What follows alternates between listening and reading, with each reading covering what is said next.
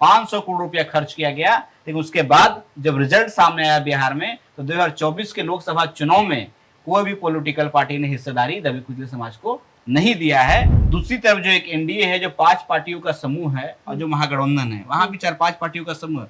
आज के दौर में अगर पूरे बिहार में चुनाव होता है और कोई पार्टी अकेले अकेले चुनाव लड़ता है, तो सबसे भारी आज भी जनसुराज पड़ेगा। चुनाव बिहार के किसी कोने से भी लड़ना होगा तो लड़ सकता हूँ। आने वाले एक आध महीना में क्लियर हो जाएगा कि मैं कहां से उम्मीदवार बनूंगा। पार्टी बनाने के बाद हम लोग 1 अक्टूबर 2024 में अपनी पार्टी का विलय जनसुराज में करके उनके साथ खड़े हो गए हैं।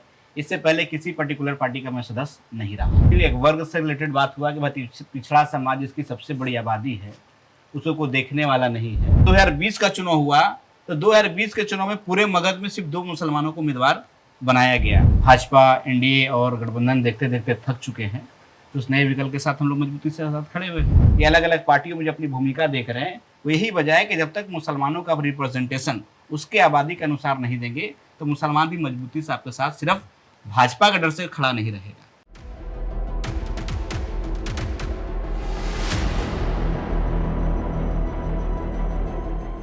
नमस्कार, मैं हूं अजरा और आप देख रहे हैं मंथन टुडे। इस वक्त हमारे साथ जनस्वराज के युवा नेता वसीम नैयर अंसारी, बहुत बहुत स्वागत है आपका। और अंशु हमारी सहयोगी, आपका ये बहुत स्वागत है। बहुत धन्यवाद जी। अच्छा, ये बताइएगा, जनस्वराज में आप दिख नहीं रहे? ऐसी कोई बात नहीं। पार्टी में है या नहीं है? नहीं, पार्टी में है जी। पूरी ताकत के साथ। तो नजर क्यों नहीं आ रहा? नहीं, नजर भी आ रहे हैं। जहाँ जहाँ इंपॉर्टेंट मीटिंग होता है प्रशांत जी का, वहाँ हम लोग रहते हैं। आज भी मैं पटना आया हुआ हूँ, कोर कमेटी की हमारी बैठक है, उसमें मैं भी जाऊँगा। और कल से पार्टी का कार्यक्रम शुरू होना है नालंदा से, तो उसमें भी हम लोग एक्टिव दिखेंगे। क्या दूसरी पार्टी में ताक झाक चल रही है? हमारे दर्शक जानना चाहेंगे। नहीं, ताक झाक की कोई बात नहीं है। ताक झाकी करना होता तो प्रशांत जी के यहाँ क्यों आते? प्रशांत जी का जो मिशन है, जनसुराज का जो मिशन है कि बिहार को बदलना है, उसी मिशन से प्रभावित होकर हम लोग जनसुराज में आए हैं। क्योंकि एक बिहार को नया विकल्प की ज़रूरत है। लोग लगातार भाजपा, एनडीए और गठबंधन देखते देखते थक चुके हैं, तो उस नए विकल्प के साथ हम लोग मजबूती से साथ खड़े हुए हैं। अच्छा, अभी आप मुकेश सहनी के साथ दिखे? देखिए, वो कोई ऐसा मामला नहीं। क्या बात शादी हुआ? बनारस में सौरभ पांडे जी हैं, बड़े भाई हैं, उनकी सिस्टर की शादी था, तो हम लोग वहाँ गए हुए थे। तो उसी दौरान हमारी मुलाकात मुकेश सहनी जी से हुई। तो जाहिर सी बात है, अति पिछड़ा समाज के नेता हैं, हम लोग भी अति पिछड़ा समाज से आते हैं। पार्टी से रिलेटेड कुछ बात हुई थी? नहीं, पार्टी से रिलेटेड तो बात नहीं हुई। एक वर्ग से रिलेटेड बात हुआ कि अति पिछड़ा समाज जिसकी सबसे बड़ी आबादी है, उसको कोई देखने वाला नहीं है। हमने मुकेश सहनी जी को कहा कि भाई, आपको ज़रूरत है, 36% आबादी की आप बात कीजिए, सिर्फ निषाद समाज की आप बात कर रहे हैं। अति पिछड़ा का बेटा, पूरा अति पिछड़ा समाज की बात कीजिए। जब पूरे वर्ग का बात होगा, तो कहीं ना कहीं आने वाले दिनों में एक नया पॉलिटिकल सिनेरियो बिहार को देखने को मिलेगा। इस बार आप विधानसभा चुनाव लड़ेंगे? देखिए, इस पे चर्चा चल रहा है। अभी कुछ दिन पहले हमारे लोगों का कोर कमेटी का बैठक पटना में हुआ है, उसमें भी आया है कि वसीम नैयर साहब को चुनाव लड़ना चाहिए। पूरे लोगों कहेंगे तो हम लोग चुनाव लड़ेंगे, हर हाल में लड़ेंगे चुनाव। अच्छा, लड़ेंगे तो किस पार्टी से लड़ेंगे? जाहिर सी बात है, जिस पार्टी में उससे चुनाव लड़ेंगे। हम लोग जनसुराज के, तो जनसुराज से ही लड़ेंगे। कहाँ से चुनाव लड़ने का इरादा है आपका? देखिए, वो तो भाई हमारे लोग तय करेंगे कि कहाँ से हम लोग चुनाव लड़ेंगे, है ना। फिर भी हमारे दर्शक जानना चाहेंगे। देखिए, कई क्षेत्र हैं जहाँ से चुनाव लड़ा जा सकता है। हमारे लोग उसमें अभी डिसीजन कर रहे हैं। हफ्ता 10 दिन, 1 महीना में क्लियर हो जाएगा कि हम कहाँ से चुनाव लड़ेंगे। अच्छा, रफीगंज से भी आपका चर्चा चल रहा है? रफीगंज चल रही है कि आप मगध शायद नहीं, मगध जो क्षेत्र है, मगध क्षेत्र में एक विधानसभा रफीगंज है, जो बेसिकली अंसारी बहुल विधानसभा, जहाँ हमारी कम्युनिटी की बड़ी आबादी है। तो वहाँ लगातार लोग चाहते हैं कि हम वहाँ से चुनाव लड़े, लेकिन अभी कोई ऐसा फिक्स नहीं है कि मैं रफीगंज से चुनाव लड़ूंगा। चुनाव बिहार के किसी कोने से भी लड़ना होगा तो लड़ सकता हूँ। आने वाले एक आध महीना में क्लियर हो जाएगा कि मैं कहाँ से उम्मीदवार बनूंगा।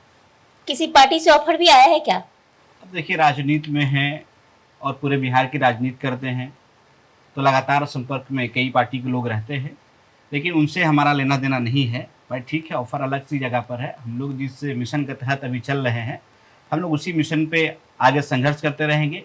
प्रशांत जी का जो मिशन है, हम लोग उसके साथ कम्प्लीटली लगे हुए हैं। और आने वाले दिनों में मुझे पूरा उम्मीद है कि 25 में तो कुछ ना कुछ होगा ही होगा। 30 जो आने वाला जो समय है, वो प्रशांत किशोर जी का होगा, बिहार के नए विकल्प आप 30 का बात करें, 25 में आप कंफर्म नहीं है इसका मतलब? नहीं, 25 में हमने तो कहा, 25 में जो राजनीति भागीदारी की जो लड़ाई लड़ रही है, उसमें तो हम लोग कामयाब होंगे ही होंगे। अच्छा अब कहीं ना कितने कहीं लोग- डाउट लग रही है, नहीं, कितने खुद ही लोग क्लियर नहीं है। कितने लोग जीत करके आएंगे, नहीं आएंगे, क्योंकि देखिए सच्चाई को भी एक्सेप्ट करना चाहिए। हम लोग जो लड़ाई लड़ रहे हैं वो नया विकल्प, हमारी पार्टी मात्र 6 महीना का है और चुनाव में 6 महीना का ही समय बचा हुआ है। तो 1 साल में हम लोग जो तैयारी होगा हम लोगों से, हम लोग मजबूती से चुनाव लड़ने का काम करेंगे। दूसरी तरफ जो एक एनडीए है, जो 5 पार्टियों का समूह है, और जो महागठबंधन है, वहां भी 4-5 पार्टियों का समूह है। आज के दौर में अगर पूरे बिहार में चुनाव होता है और कोई पार्टी अकेले अकेले चुनाव लड़ता है तो सबसे भारी आज भी जनसुराज पड़ेगा, चाहे राजद अकेले लड़ ले, चाहे भाजपा अकेले लड़ ले। तो भी रैली तो फ्लॉप गई थी ना, आया कहाँ लोग, कोई नहीं, लोग आए कहाँ आपके वो रैली में? टेक्निकल प्रॉब्लम कुछ हुआ, हम लोगों ने उसकी समीक्षा की। समीक्षा करने के बाद हम लोगों को समझ में आया कि कहाँ से हम लोग उसमें आपको भी पता है वो प्रॉब्लम टेक्निकल तो नहीं थी। टेक्निकल प्रॉब्लम क्या हो सकती है आपकी रैली में लोगों को इकट्ठा करने के लिए? हुआ ना, जैसे हमारे जितने नॉर्थ बिहार के लोग जो हमारे साथ आने वाले थे, लगभग 2 लाख से ज्यादा लोगों को ब्रिज के उस साइड जाम लगा के रोक दिया गया। उसी को कहते हैं कि लोग तो आ गए, पटना तक नहीं पहुंच पाए। जब जाहिर सी बात है 2-2, 2.5 लाख लोग हमारे नहीं पहुंच पाएंगे तो कुर्सियां तो खाली रहेगी। अच्छा थोड़ा आपसे मगध की राजनीति समझना चाहते हैं। देखिए, मगध जो क्षेत्र है वो 5 जिला से जुड़ के बना हुआ है, जिसमें गया है, जहानाबाद है, औरंगाबाद है, नवादा है और अरवल है। इस 5 जिला को जब आप जोड़ेंगे तो 26 विधानसभा का सीट पूरा इसमें है। बहुत पुरानी बात नहीं करूंगा, लेकिन 2015 से अगर इसकी बात करेंगे, 2015 में महागठबंधन एक साथ चुनाव लड़ा था, जिसमें कांग्रेस, राजद और जदयू पहली बार एक साथ आए थे। तो पूरे 26 विधानसभा में एक भी मुसलमान को उम्मीदवार नहीं बनाया गया था कि अब मुसलमान जाएगा कहाँ। राजद भी है, जदयू भी है और कांग्रेस भी है। उसके बाद जब 2020 का चुनाव हुआ तो 2020 के चुनाव में पूरे मगध में सिर्फ 2 मुसलमानों को उम्मीदवार बनाया गया। एक आपके रफीगंज से निहाल साहब को उम्मीदवार बनाया गया, एक गोविंदपुर नवादा में जगह है, विधानसभा है, जहां से हमारे कमरान भाई को उम्मीदवार बनाया गया। तो 26 विधानसभा, आबादी मुसलमानों के 18%, 5 सीट हमारा बनता है, 6 सीट हमारा बनता है। ये लड़ाया कितना जाता है?